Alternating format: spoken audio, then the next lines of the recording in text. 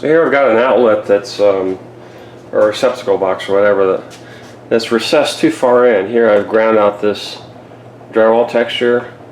So this switch, when it's bolted into the box, it's too far in. You can see here,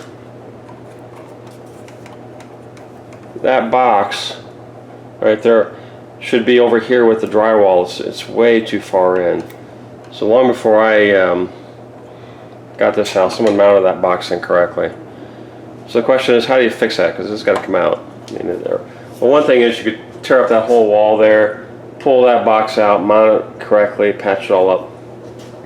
What I'm going to do is I'm going to, the screws that mount right in here, that's the screw right there. I'm going to get a longer screw.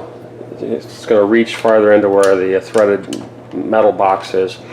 And then you can either put washers along here, or I'm going to get like a little metal cylinder to fill that gap so you got a good tight fit, but this switch is going to be farther out. So that'll take care of that. Just get a longer screw, probably another, I don't know, 1/4 inch longer maybe. And then I can have this light switch be farther off from the wall, patch it up, rather than take the whole box out and redo the whole wall.